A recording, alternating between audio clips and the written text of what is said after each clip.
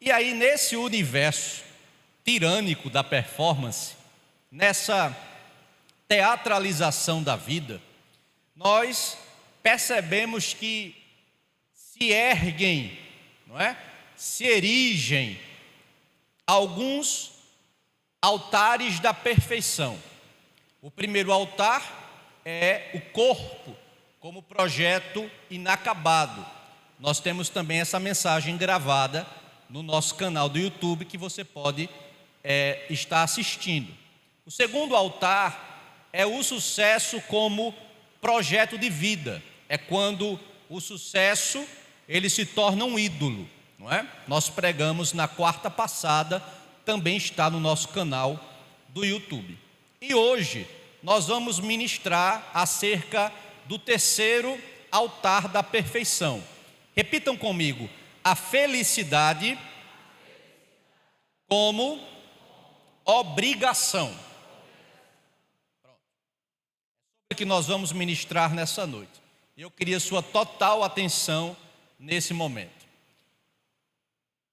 No mundo pós-moderno, os amantes da teatralização da vida, eles empenham-se, eles colocam muita força em performar. Nós já trabalhamos isso nos primeiros cultos dessa série de mensagens. Performar nada mais é do que andar performatizando a vida.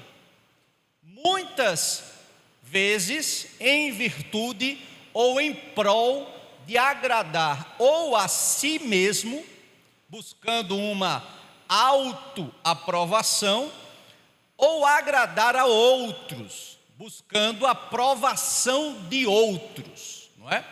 O que se torna, obviamente, um cenário de idolatria, não é? Se torna um cenário de idolatria. Então, muitas pessoas vivem é como que uma escravidão, não é? Da performance. Então, vive preocupadíssimo com o corpo, não é? Então, o corpo, ele começa a ser agora visto não como um projeto de Deus, a sua imagem e semelhança, mas ele agora é visto como um projeto inacabado e que precisa, não é, de ajustes, não é? Nós vamos começando a ter projetos de vida que não fazem parte daquilo que Deus projetou para nós. E nós começamos também a colocar num altar o sucesso como um ídolo.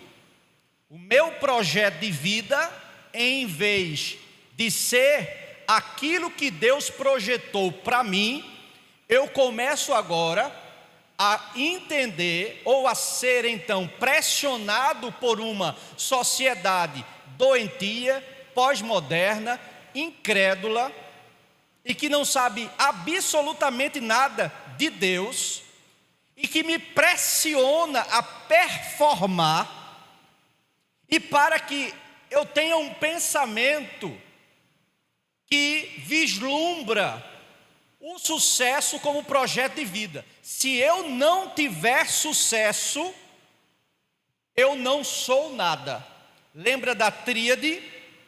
Qual é a tríade? Vamos repetir: ser, fazer e ter. Só que na teatralização da vida, o diabo inverte, não é? O que é que o diabo diz que nós precisamos vivenciar? Como é a ordem invertida? Primeiro é o quê? Ter, não é? Para eu ser, eu preciso ter. Ele inverte, não é? Então, nós começamos a sermos performáticos no sentido de mostrar, seja para mim ou seja para o outro, não é? A gente sofre pressões de todos os lados nessa sociedade doentia. A pressão vem de todos os lados e nós vamos nos tornando performáticos, no sentido de que precisamos provar alguma coisa para alguém ou para mim mesmo, não é? E o sucesso é uma dessas questões. Não é proibido você ter sucesso. Nós dizemos e destacamos isso aqui na quarta passada. Agora, sucesso não pode ser seu projeto de vida. Seu projeto de vida tem que ser aquilo que Deus já desenhou para a sua história. Amém? E hoje nós vamos ver que essa sociedade, essa teatralização da vida, essa cultura da performance, ela quer agora que nós sejamos e tenhamos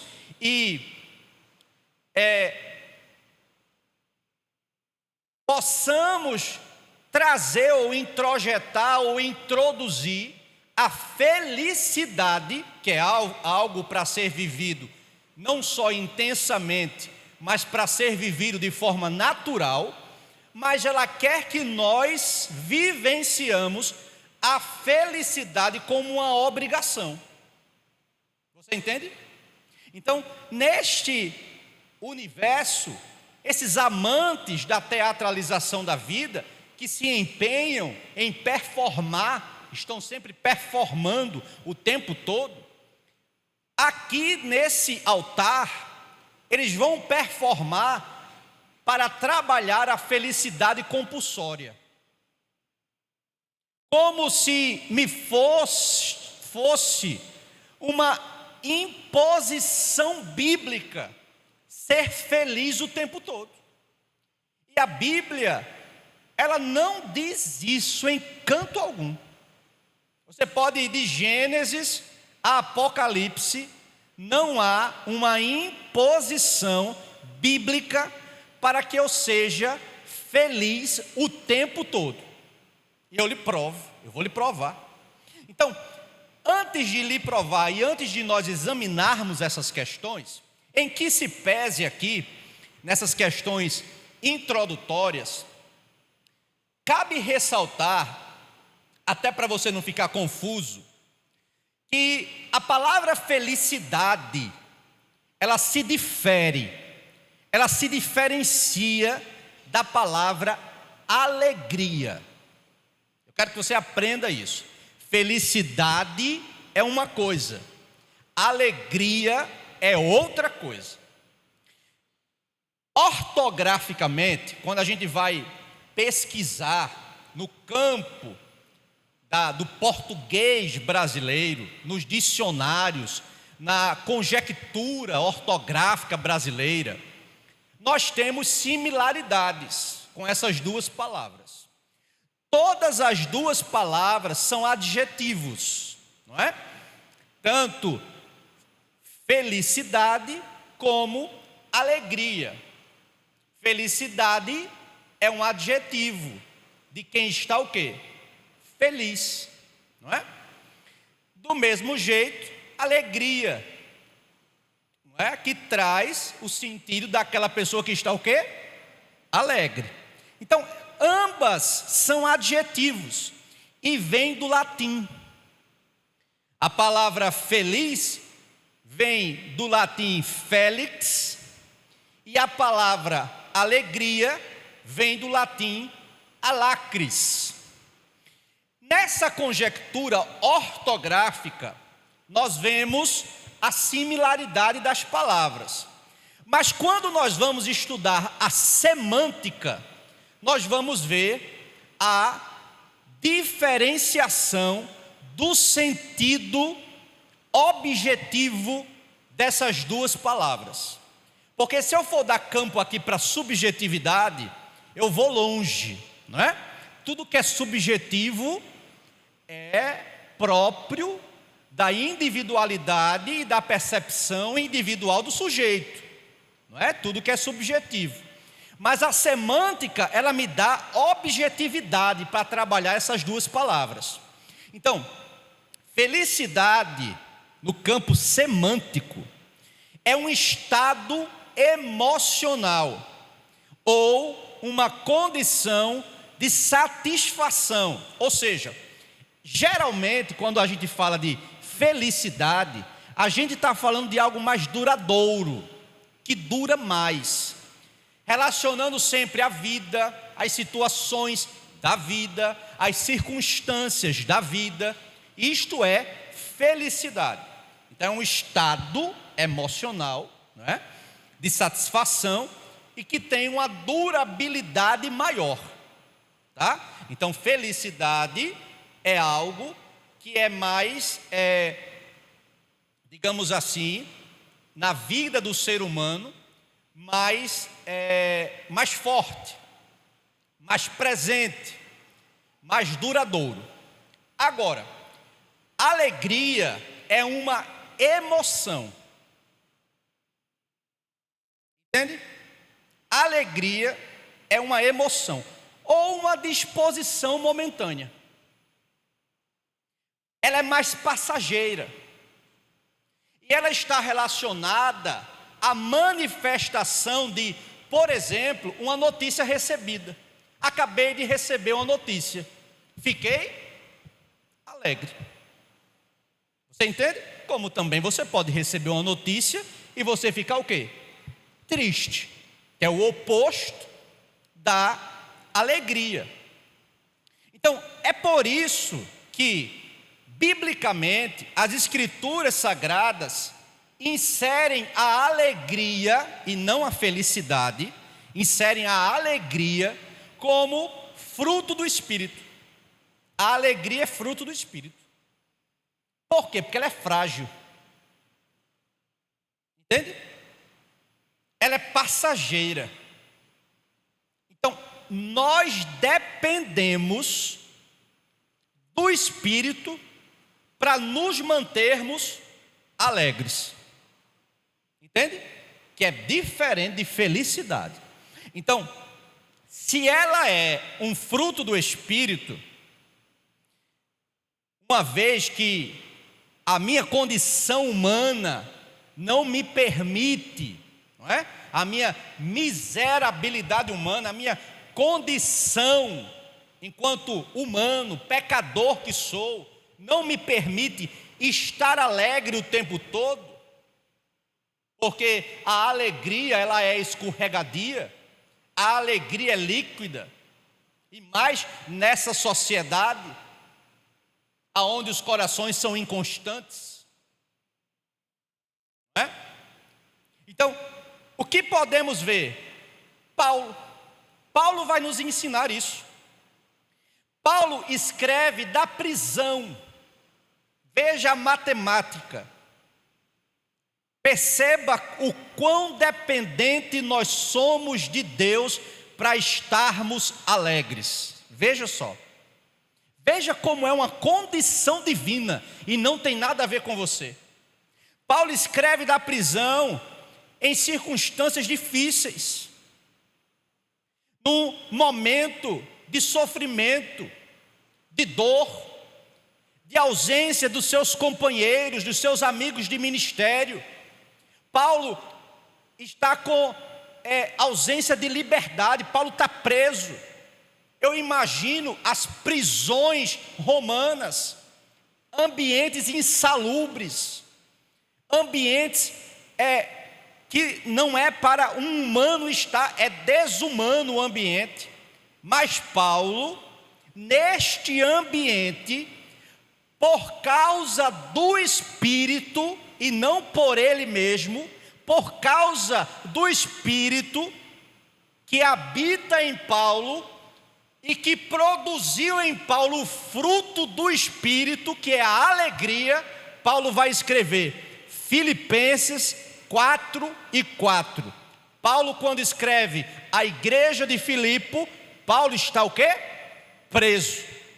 Aí o camarada preso, sozinho, num ambiente insalubre, num ambiente desumano, sem os companheiros de ministério do lado, abandonado, Paulo diz o seguinte: alegrai-vos sempre no Senhor.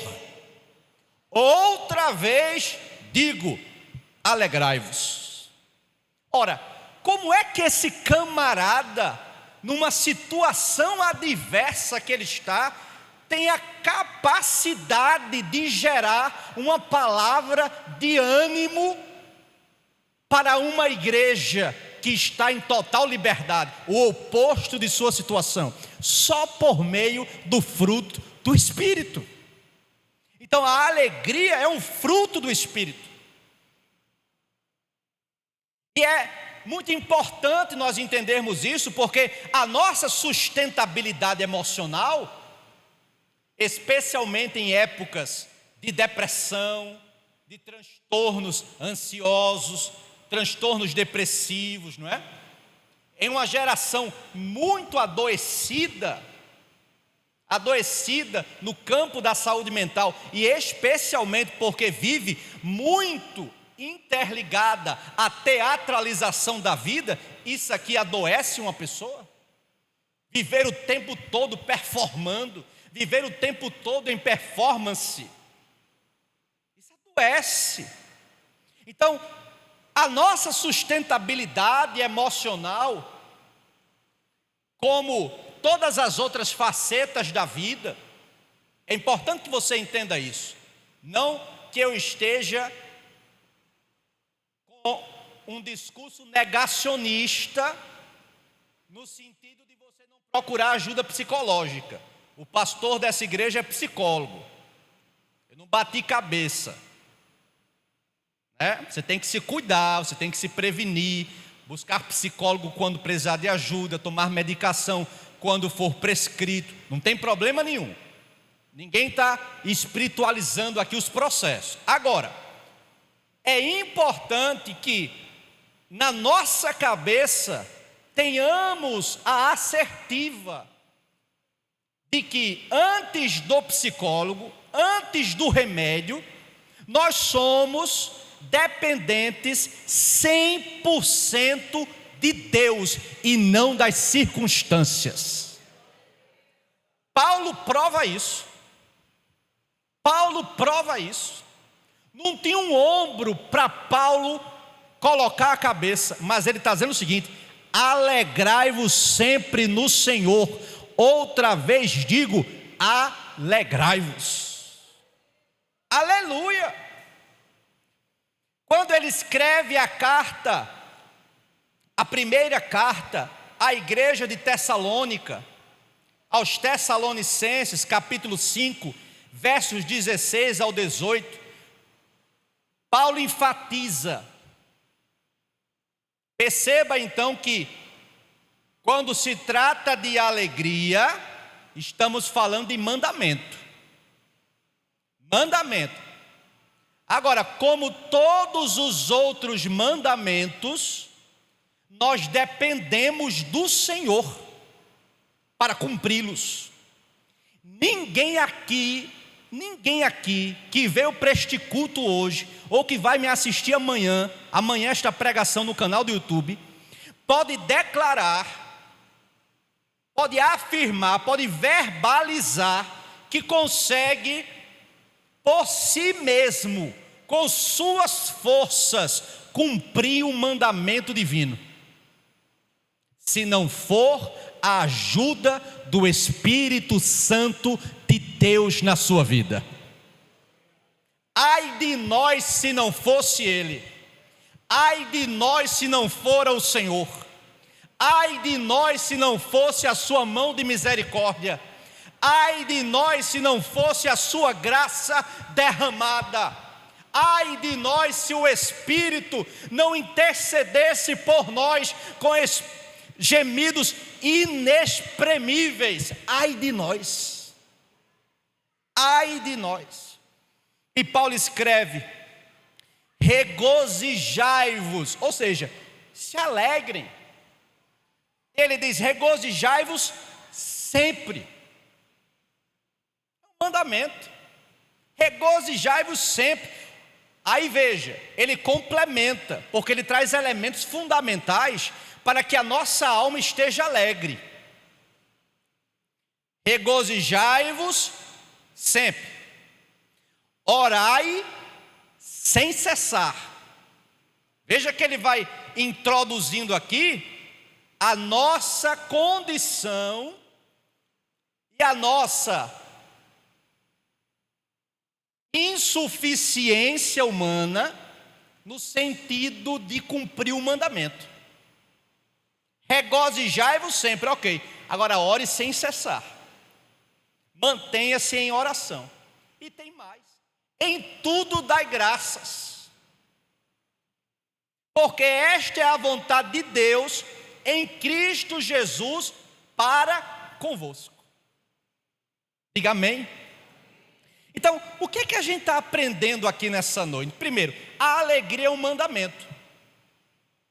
A alegria é um mandamento. Todavia, para que nós cumpramos esse mandamento, nós somos totalmente dependentes do Espírito Santo de Deus. Segundo lugar, a alegria é um fruto do Espírito. Gálatas 5:22. A alegria é um fruto do Espírito. Nós precisamos desse fruto do Espírito. Terceiro, o cristão pode chorar e estar alegre. Você sabia disso? O cristão ele pode chorar e estar alegre. 2 Coríntios 6:10. Olha o que Paulo vai dizer. Entristecidos. A matemática não fecha. Só fecha na vida daquele que é cheio do Espírito Santo. Entristecidos. Como é que isso fecha? Mas sempre alegres. Como é que isso fecha? Como é que essa matemática fecha? Eu estou triste ou estou alegre? Não, Paulo está dizendo entristecido, mas sempre alegre. Paulo está dizendo, eu estou vivenciando a tribulação. Ora, a tribulação dói. Eu estou vivenciando as perseguições. Ora, dói. Eu estou vendo o povo disperso, dividido, como era o caso de Corinto, não é? Em dissensões na igreja. Ele se entristece, mas ele está sempre alegre. Diga amém. E a felicidade? Aqui eu paro o conceito de alegria. Quantos entenderam, digam amém. Pronto. Agora nós vamos para o altar, que é o terceiro altar. A felicidade como obrigação. Quando é que a felicidade se torna um altar? Quando? Primeiro lugar, quando se torna um mandamento civilizatório. Ou seja, eu preciso ser feliz a todo custo. Entende? Primeiro lugar, quando é que a felicidade se torna um altar? Quando eu estou não mais no mandamento divino, porque o mandamento divino diz para nós nos alegrarmos, nos regozijarmos. O mandamento civilizatório, que é o mandamento desta sociedade perdida, adoecida, ela diz que nós precisamos sermos felizes a todo custo. E isso é um engano. Isso é uma mentira. Eu provo a você. Ser feliz a todo custo é um perigo. A Bíblia diz que Jesus afirmou: no mundo tereis, mas tende bom. Por quê? Porque eu venci o mundo. Então, nós não temos carta de isenção de tribulação e de aflição. Nós não temos. Deus não disse que enviaria seu Filho para que todo aquele que nele crê pudesse ter a vida eterna, mas depois de crer não iria mais padecer. Não. Neste mundo, os ossos ainda se quebram. Neste mundo, as dores ainda nos alcançam. Neste mundo, as tribulações ainda chegam. O convite é para você entender que você não precisa uma carta de alforria acerca não necessitar, aliás, de necessitar estar feliz o tempo todo. Não passando por tribulações e aflições. Não tem essa carta nos liberando de vivenciar crises, de vivenciar dias difíceis. O dia mal chega. Nós temos que entender isso. Então, por que é um perigo ser feliz a qualquer custo?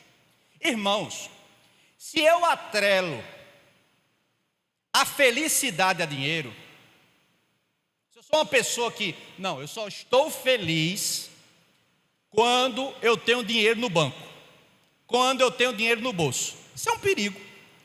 Se eu faço essa conjectura, eu posso chegar a roubar, matar, mentir, só para ter dinheiro. Se eu atrelo a felicidade aos desejos da carne, eu sou aquele tipo de pessoa que eu faço de tudo para estar feliz, eu me esquivo das dores, eu me esquivo dos maus dias, eu me esquivo das tribulações sempre. Eu não quero, também não estou mandando aqui você pedir tribulação. Quem aqui vai dobrar os joelhos e dizer, Senhor, manda uma tribulaçãozinha aí, por favor? Não, não é isso, não me entenda errado. Agora, chega, sem dizer dia e hora, ela simplesmente chega. Então, se eu atrelo aos desejos da carne, eu só sou feliz se eu me mantiver com os desejos da carne em dia. Eu vou fazer o quê? Eu vou me prostituir, eu vou adulterar, ou não? Eu vou viver em pecado, em fornicação, porque eu atrelo os desejos da carne, eu faço uma interligação à minha felicidade. Eu não estou negando a mim mesmo, ao contrário, eu estou sendo participante do discurso da sociedade pós-moderna, que afirma que eu preciso ser feliz a todo custo. Vocês estão entendendo? Digam amém. Então, na teatralização da vida, estão nos ensinando que nós somos emojis. Emojis. Todo mundo sabe o que é emojis, né? Pronto. Na teatralização da vida, nós recebemos os emojis, e os emojis compulsórios. Os emojis compulsórios são os risonhos. Já viu? Um sorrisão bem grande. Parece que a gente tem que estar assim todo o tempo. Tem um emoji que tem os olhos dele, não são olhos, não é? São corações. É outro emoji da teatralização da vida. Porque veja, eu não estou dizendo e nem condenando você usar emojis. Não é essa a ideia da pregação. A ideia da pregação é que nós temos pessoas se comunicando virtualmente ou fazendo publicações em redes sociais com os emojis compulsórios. Eu estou arrasado, eu estou destruído, eu estou apodrecido nas minhas emoções, mas os emojis compulsórios são os emojis risonhos, são os emojis com a auréola. Já viu aquela auréolazinha do anjo, né? Que tem na cabeça do emoji, né? Eu uso muito, né? Com os dois olhozinhos feitos de coração, ou com aqueles olhos que parece lágrima, mas não é lágrima, não é? Porque eu estou sorrindo muito. Você já viu? não é? Tem aquelas lágrimas assim, não é? É o sorrindo demais, não é assim? E isto vai nos levando, você veja, às vezes a gente lança um emoji desse, a gente não deu um sorriso. Você entende? Como a gente está preso. Isso aqui é um altar da perfeição. Porque se eu mando um emoji com a boquinha para baixo, eu estou o quê? Triste. Só que eu só uso quando, por exemplo, cabe. Eu só uso quando, por exemplo, eu recebo uma notícia ruim. Você entende? Eu só uso esse emoji quando aconteceu alguma coisa que do outro lado eu preciso, inclusive, demonstrar tristeza. Eu nem fiquei triste. E tu soube que fulano morreu? Você entende? Porque o WhatsApp, irmãos, entenda uma coisa. Eu aprendi em 3 anos que a melhor coisa do mundo é você falar pessoalmente. É a melhor coisa do mundo. Por quê? Porque o WhatsApp não tem tom. Às vezes você escreve bem tranquilo. Mas quando a palavra, o texto, chega do outro lado, não tem o tom da voz. É melhor que ou você fale pessoalmente ou você mande um áudio. Porque tem textos que a gente manda que o outro do outro lado está dizendo: rapaz, esse cara está com muita raiva, viu? Vocês estão entendendo? E tem momentos, por isso que a gente vive uma teatralização da vida. Tem momentos que a notícia até que é ruim mesmo. A notícia é ruim. Rapaz, a irmã Maria morreu. Não é irmã Maria não, viu? Só coincidência. O outro, que está do outro lado, finge o choque. Porque eu vou lhe dizer uma coisa. Tem muita gente se relacionando com você no Instagram que faz 3 anos que você nem vê. Eu não sei que tipo de relacionamento é esse. Eu só sei que ele não é saudável. A gente está perdendo, sabe? Esse olho no olho. A gente está perdendo essa relação. As relações estão se tornando descartáveis, líquidas. E nós precisamos, enquanto povo de Deus, consertar isso. Por isso que o terceiro altar é a felicidade como obrigação. Eu não tenho obrigação. A Bíblia não diz que eu tenho que estar feliz o tempo todo. Eclesiastes já nos diz isso. Tem tempo para tudo. Ora, tem tempo só de sorrir? Aonde? Tem tempo só de ficar alegre? Aonde? Mas nós que vivenciamos muitas vezes a teatralização da vida, nós queremos passar de alegres, passar de felizes, passar que está tudo bem, quando não está. Então você se torna escravo. E você vai vivendo e colocando na sua vida uma filosofia antiga chamada hedonismo. Ora, o que é hedonismo? Hedonismo é uma filosofia de vida. O que é que o hedonismo dita como regra? O hedonismo ensina para maximizarmos os prazeres e minimizarmos as dores. Eu quero lhe dizer algo nessa noite. Sabe quando você aprende mais? Nas dores. As dores são pedagógicas. Por isso que a felicidade como obrigação é um ídolo, é um altar da perfeição, que nós vivenciamos nesse mundo pós-moderno. Então, o que é que sobra? O bem-estar. Por que que tem igreja aí que só prega o bem-estar? Bem-estar, bem-estar, bem-estar. Porque o bem-estar se tornou o quê? Um ídolo. Um ídolo. Eu tenho sempre que estar escutando pregações, escutando ministrações, escutando louvores que me levem para um campo de bem-estar. Você entende? E isso é um perigo. Em primeiro lugar, quando a felicidade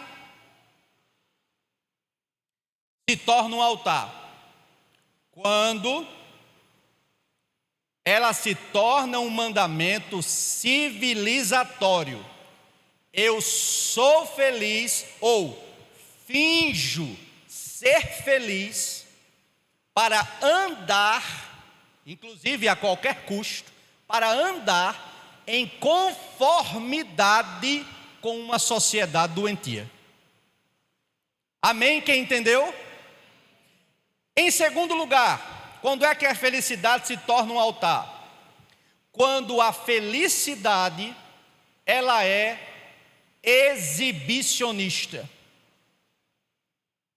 A felicidade é um status espiritual. Eu explico. Quem não já chegou, vamos aqui, fazer uma reflexão de todas as nossas vivências na igreja, não é? Nossas idas e vindas.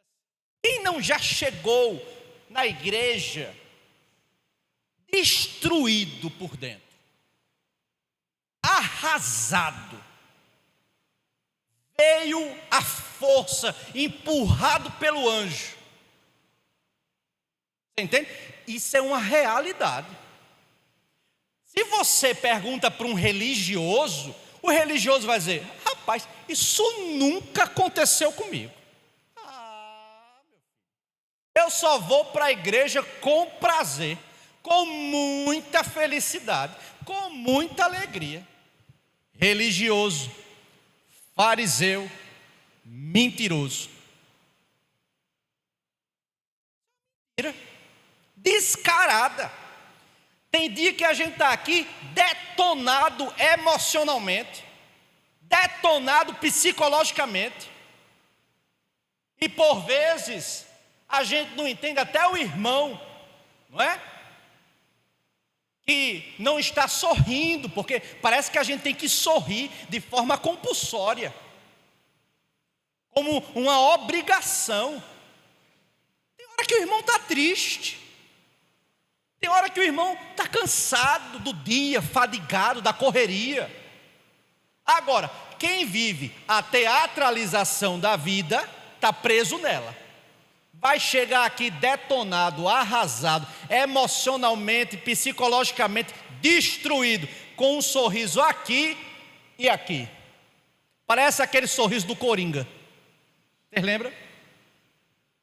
Pronto. Você não precisa disso, meu irmão. Você não precisa disso. Está triste, está triste. Está feliz, está feliz.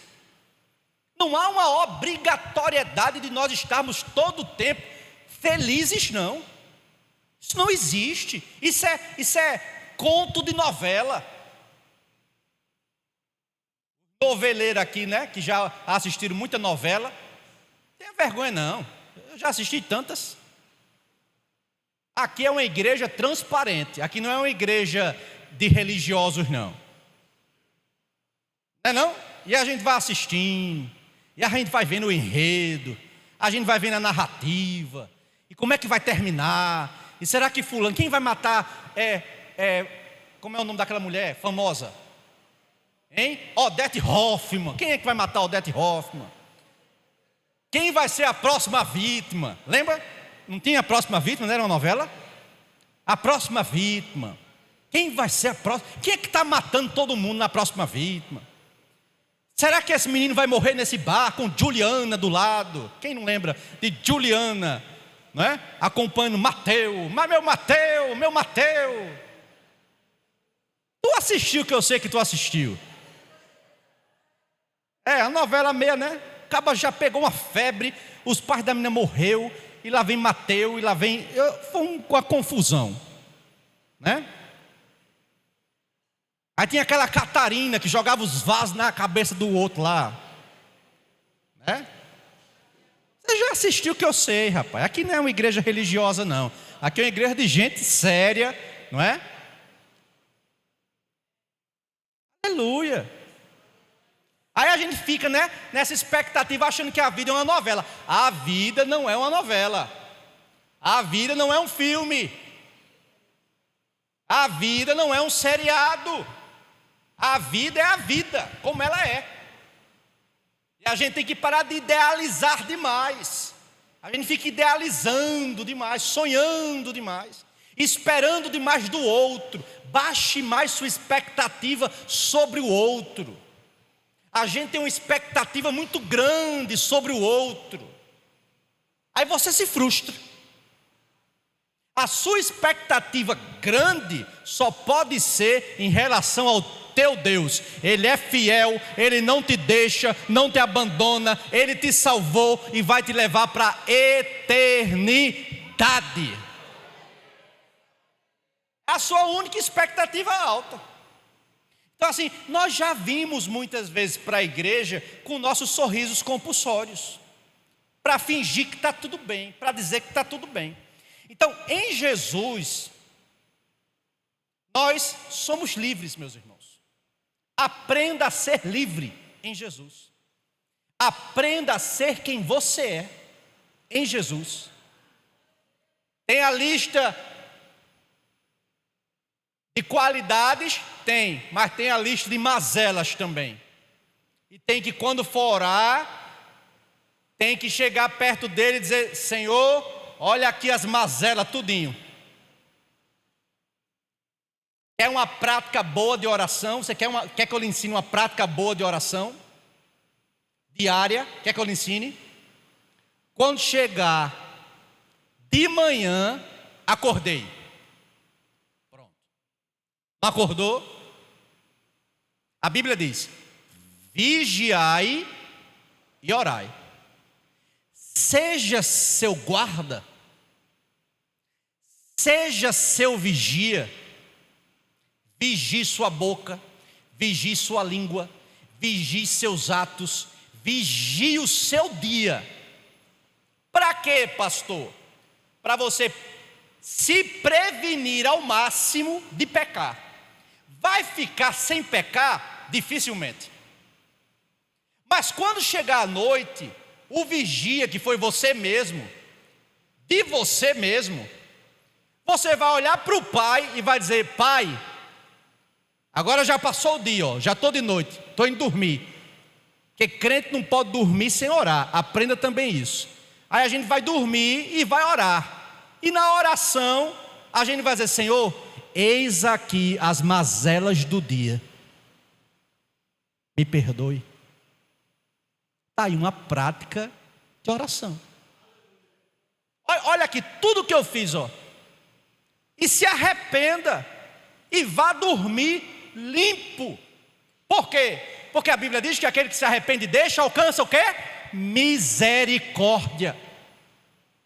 E o sangue de Jesus Cristo nos purifica de todos os pecados. Aleluia. Então Jesus, em seu ministério, ele sempre viveu a verdade. Sempre. Não importando-se para a manutenção idealista do povo. Obviamente que o povo tinha uma ideação sobre Jesus, mas ele nunca se preocupou com isso. Ele sempre foi verdadeiro. Jesus era 100% homem e Jesus era 100% Deus.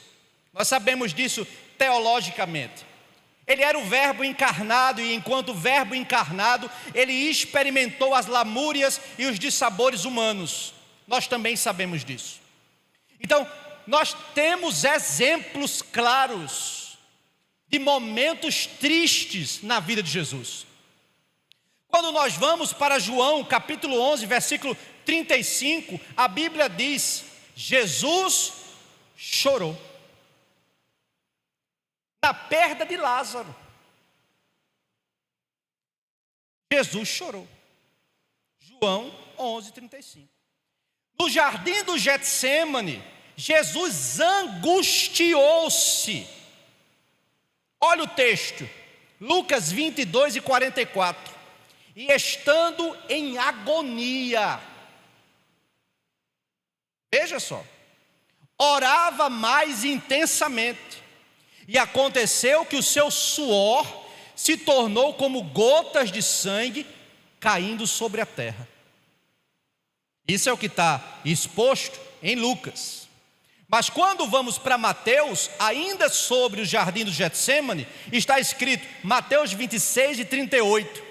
Então lhes disse: a minha alma está profundamente triste até a morte. É o Senhor Jesus quem está falando. Ficai aqui e vigiai comigo. Então, o que é que a gente vai aprender aqui? Já estou encerrando. Primeiro, a tristeza não é pecado. Aprenda isso. A tristeza não é pecado. Segundo lugar, o desânimo, que historicamente, quando alguém está desanimado, a gente tem a infelicidade de dizer: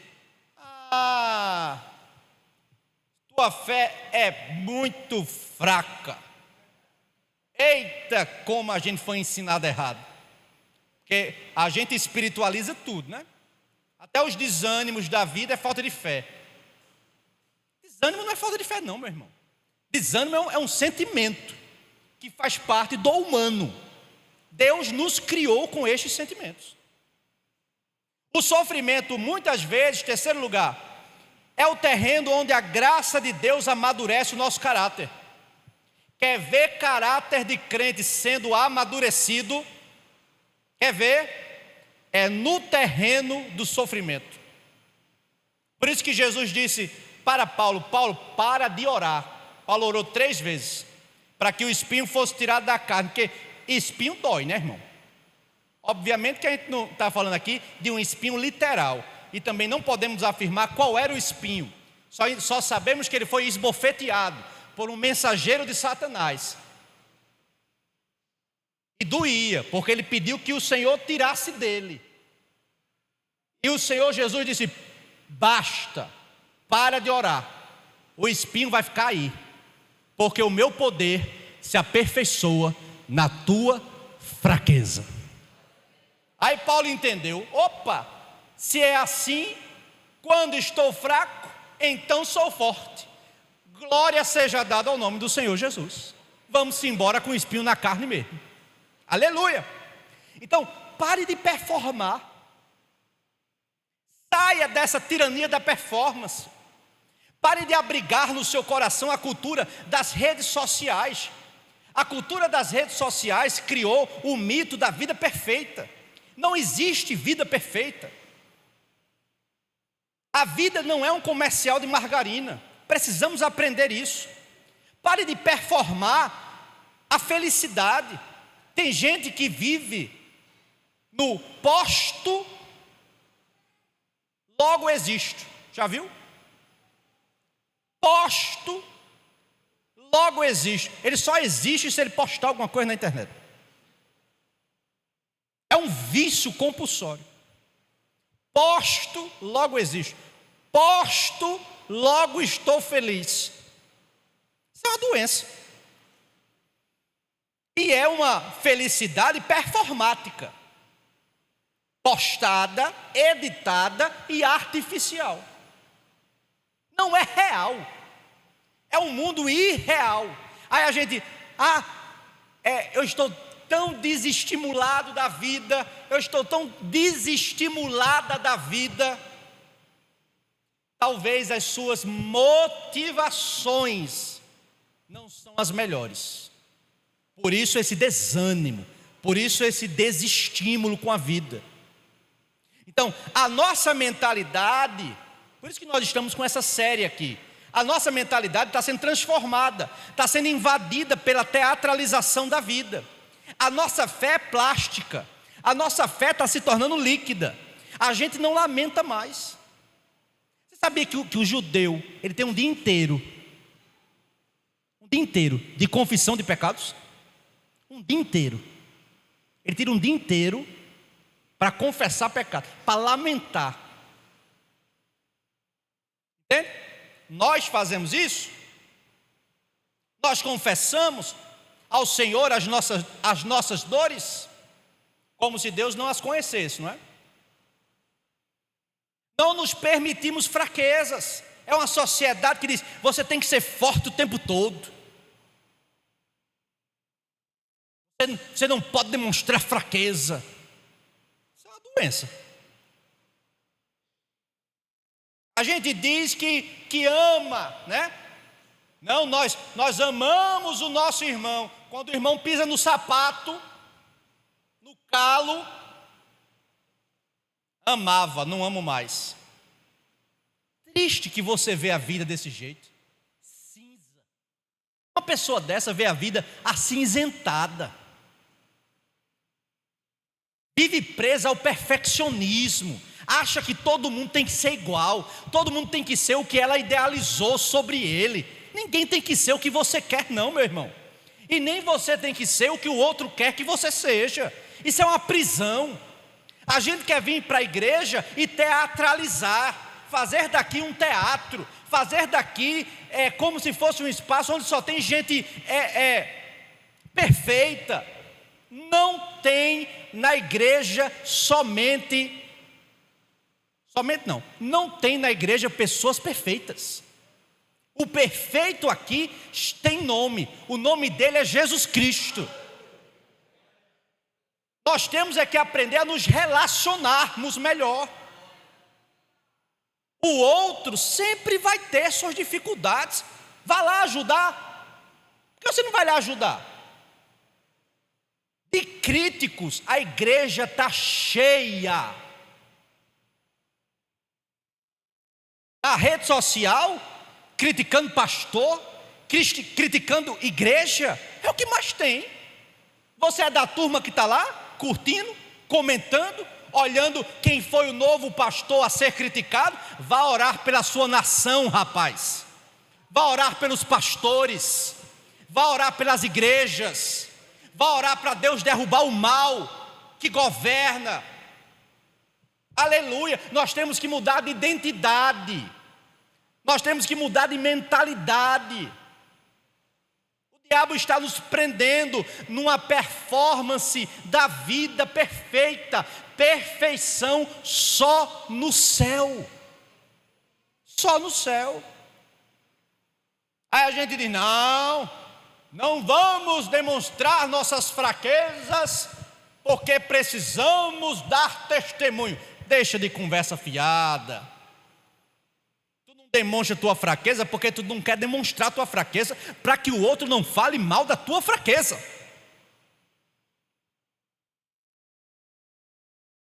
Nesta igreja aqui, enquanto eu for pastor, nós vamos viver amando uns aos outros, mesmo que os outros não sejam totalmente perfeitos. Se você não faz parte dessa logística, dessa ideia, dessa teologia, você está na igreja errada. Eu lhe convido a mudar de igreja. Porque nesse lugar aqui, nós vamos permanecer nos amando, nos tolerando, nos abraçando, nos enriquecendo do Espírito Santo, mesmo com os nossos defeitos. Aleluia! É isso, irmãos. É isso. Você não precisa performar felicidade estando triste. Você não precisa ser forte o tempo inteiro. A gente quer ser forte o tempo inteiro. Não existe. Veja o amor de Deus e eu termino. Que a gente quer performar. Eu vou mostrar aqui o amor de Deus em Romanos. Que a gente quer performar até para Deus. Como é que você tem a capacidade de performar até para Deus? Porque Deus te conhece, Deus te sonda, Deus te prescruta. Deus conhece você inteiro. Não precisa você performar para Deus. E Ele te conhecendo e me conhecendo, sabendo das nossas debilidades, das nossas fraquezas, Ele nos amou. Mas Deus prova, Romanos 5:8, mas Deus prova o seu próprio amor para conosco, pelo fato de ter Cristo morrido por nós, sendo nós ainda pecadores. Olhe para o seu irmão e diga para ele: diga mais forte para ele acordar, você não é surpresa para Deus. Não é surpresa para Deus. E deixa eu te dizer, nós não prestávamos para nada, mas Ele nos amou, Ele nos salvou, Ele nos escolheu. Então você não precisa de sorrisos forçados, você precisa de pranto. A igreja brasileira precisa prantear verdadeiramente. Pare de estar diante do espelho, como Narciso fez, olhando para o espelhamento da água. Isso é característica narcisista. Pare de olhar para o espelho, na luta pela performance, na luta pela teatralização da vida. Meu irmão, olhe para a cruz. E saiba de uma coisa: você não tem nada de bom. Deixa eu te adiantar logo. Nem eu, nem você, nós temos nada de bom. Nada de bom. Mesmo assim, repito, Ele nos amou, Ele nos escolheu, Ele nos salvou. Então nós não podemos viver um evangelho que não gera discípulos. As igrejas lá fora estão gerando consumidores do bem-estar. Diga-me, pastor, fale que eu vou ser feliz. Fale, pastor, fale, pregue nesta noite que meus problemas se resolverão todos, que tudo dará certo. Fale, diga. É só o que a gente anseia. A gente quer as bênçãos de Deus, mas não quer o Deus das bênçãos. Me desculpe, mas isso é um enredo de novela. Eu preciso, enquanto pastor dessa igreja, gerar em você a verdade. A verdade por meio da palavra que liberta e que leva o homem para a santidade. Uma santidade que vem da santificação de Deus nas nossas vidas. Amém? Fique de pé.